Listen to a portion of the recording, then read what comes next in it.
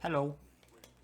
Welcome to my first and also most probably my last Succession Nova guide. In the guide, we will focus on all of the advanced mechanics that a lot of people find confusing. I want the guide to make everything clear and kind of also leak everything I've learned about the class during all those years Succession Nova has been out. And before we begin, I want to point out that this will be an advanced guide. I will expect you to already be aware of few things, the basics. I want you to know cancels. I want you to know how skills flow with each other. If you have no idea about Succession Nova cancels, there is a sheet I've made. I'm pretty sure there are plenty of videos on the internet that you can see how skills on this class should be used. Other thing I want you to know is PvP basics. I want you to know how the CC limits work and all of the basic shit in PvP, right? Also, I want you to know all of the basic stuff. I'm not going to teach you how to summon Axion in this video. And having all of this out of the way, let's begin with the actual video. Okay, first things first, let's talk about the ways to abuse our pawns. So, as you know, there is a skill called Icy Prison. That skill is a ranged float that we use to get a ranged CC on targets. There are many ways you can use that skill. You can just cancel that with a dash to make the unprotected animation last very short. Or you can use it along with command opening, which is fully protected, to make it a bit more confusing when you're using the unprotected one. But it's not important right now. The most important thing is that there is another way that you can abuse that skill. And that another way is going to get you a CC much more often than the other ways. All you need to know is positioning. Positioning of yourself and your pawns. So, the way it works is, if pawns are behind you, like this, and your target is in front of you, like this, let me just show it real quick, like this, the pawns are going to get a CC from behind on them every single time. Why it's important? It's important because it ignores frontal guards. It's going to ignore frontal guard every single time. If the target is like blocking and it's not SA block, so like DK block or Awakened Dracania block, in that case, it's gonna get ignored and you're going to get a free CC on them. But obviously you're not going to just like put your pawns on the ground and slowly reposition, because you're just gonna get grabbed and killed or randomly CC'd. It's just stupid, okay? But there are certain scenarios where you can, where this becomes really abusable. For example, let's imagine that this guy is chasing me. It's a Sork, DK, any class really. I'm low on HP. I want to run away from him. If I run away, eventually I'm going to use a skill that is WF. Most often I use it between my dashes, right? So I use the dash and WF to finish the dash and regen some stamina. Now, this guy is chasing me. If I pop WF, as you can see, for a split second the pawns jump in front of me. I can use that time to quickly turn around and get a CC from behind on the guy that is chasing me. So I pop WF, turn around, and pop Icy Prison. And the guy chasing me gets CC'd from behind. Most of the time, people chasing you will not pay much attention to their protection, right? They just want to get to you as close as possible. Even if they pay attention, a lot of their movement is based on frontal guard. Like, a lot of classes only have movement based on frontal guard, nothing else. So that way, every time you get chased, you can abuse that fact to fish for a ranged CC from behind, and it's going to work a lot of times. So yeah, every time the pawns are behind you, target is in front of you, you get a ranged CC from behind. Okay, let's talk about targeting for a bit. We are still going to talk about Ice Prison. So sometimes you will find yourself fighting between mob packs, and if you find between mob packs, it's especially hard for your pawns to float the enemy if you fish for range CC. They are just going to randomly jump on monsters around you.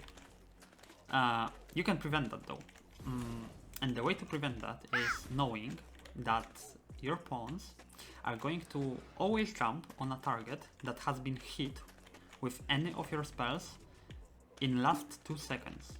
So if I hit that guy with any of my spells, let's say command opening, so Axion hits this guy, and then I put my crosshair anywhere, they are still going to always jump on that guy, no matter what happens. Okay, now I said 2 seconds, so if I wait more than that, if I wait more than 2 seconds with that for any reason, they will start targeting anything I have my crosshair on again. So they will start randomly jumping around monsters as well. Okay, now for targeting, one more thing is that pawn's attack don't count as a hit. So if pawn attack this guy and I press Icy Prison on another guy, it's gonna work on that another guy. Because for some reason pawn's attack do not count as a hit. Even though if I press command opening and only Axion attacks, it already counts. So if Axion attacks and I pop Icy Prison on other target, it's not gonna work. But if only pawns attack that target and I pop Icy Prison on another target, it will work. I have no idea why that is. Okay, there is one more mechanic that Icy Prison has. A lot of people underestimate that mechanic as well. It's a freeze. So to use the freeze on that skill, the only way to use the freeze is to summon Axion with it. So you cannot have Axion summoned before using that skill. What is so special about that freeze though is that the freeze on that skill has multi-hit CC. So it's going to CC with every hit it does. It also has insane ranges, look at this. The range is just insane. It throws all of these guys. The thing is, in PvP scenario, you don't really need Axion summoned anyway before you get a CC. It doesn't really help you with anything. So, you don't need to summon Axion instantly in PvP. You can do it a bit later. And mid-fight, you can fish for a freeze with the skill on first summon. If opponent has any gap in their skill, any smallest gap, you're going to get a CC on him because it has multi-hit CC, just like old Valkyrie shield throw, if you remember. So the CC is beyond broken. So yeah, you can also cancel that pretty quick with just dash.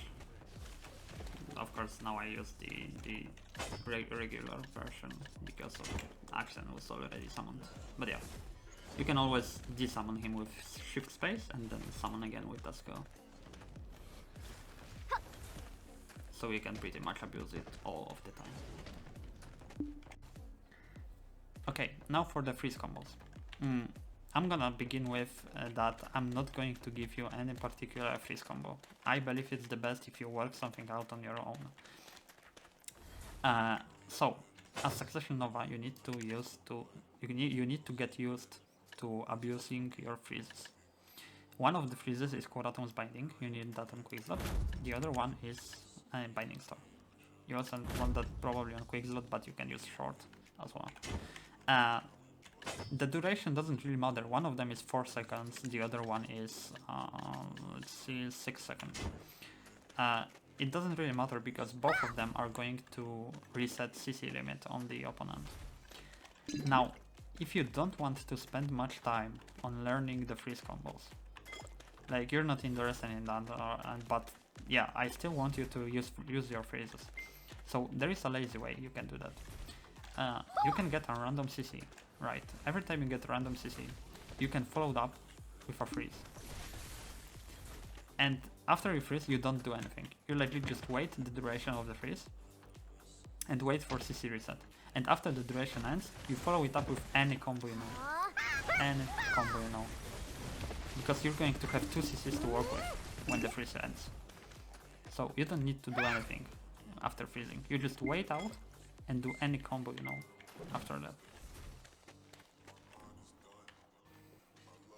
Okay, a much more advanced way and much more fun way of freezing is doing 2 CC resets. The way it works is you get any CC, you can start with any CC honestly, but the best way is to start with stun, because if you start with stun you can follow it up with a freeze at any given time. You don't need to wait for recovery animation like you need to wait with floating. So if I float, I need to wait until the guy starts standing up. Only then can I freeze, right? I cannot freeze him when he's knocked down. So you start with stun, then you follow that stun up with a freeze instead of anything else. Now let me show it. You start with a stun, then you freeze the guy. Right after you can pop, for example, your tier 3 add-ons, I guess, right? Then you go for another CC, you follow it up with any damage and do another freeze.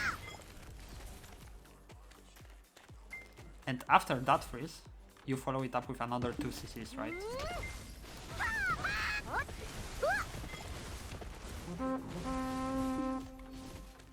Yeah.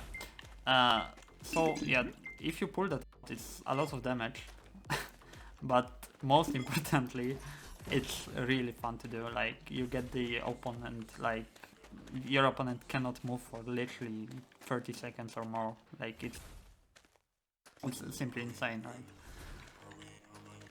Okay, so the last thing we're going to talk about in this video is kiting, and mostly kiting grabs.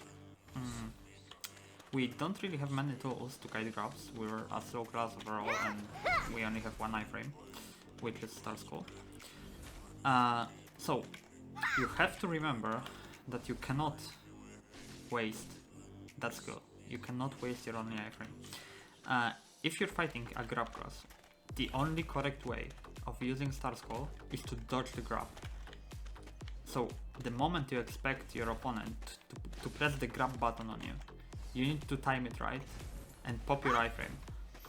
Ideally, if you can time it right, you can also pop your iframe and counter grab your opponent. If you don't have iframe, there are other ways you can try to kite a grab. You have your Rabam. You can use the Rabam, it kinda does a similar animation, like this is iframe and this is the Rabam. But with the Rabam you can also beta slow, because it slows, and Rabam also cancels your grab animation. So you can have a slow and your grab animation cancelled during that dash. Other way is just purely to escape, so you can use the Rabam after that dash and then pop WF, which will give you a short burst of movement. Other than that, you have to remember that you can use your grab to escape as well. So there are gonna be scenarios where you just fail your grab and like enemy resists, you just miss it or anything really. You have to be ready to mouse move it. So you can run behind you or any direction really, so you don't run into your opponent and get yourself grabbed by accident, because that would suck. One last thing is that if you run out of your Rabam cooldown, you don't have your iframe, you can do one more thing. You can just run back and wall yourself and like just hope for the best, just hope that your opponent won't catch you while you're running back. If you wall yourself, you can pretty much get you all your cooldowns back and reset the fight. So that would be everything for kiting grabs, and that would conclude the video. Okay, that would be it for this guide. I think I have covered most of the confusing stuff a lot of people had issue with. I will now put some random clips of PvP, including stuff we talked about. Please remember to visit Nova Discord and feel free to ask any more questions there. It has a lot of stuff I have not covered in this video, like for example PvP combos and stuff. Thank you for watching and goodbye.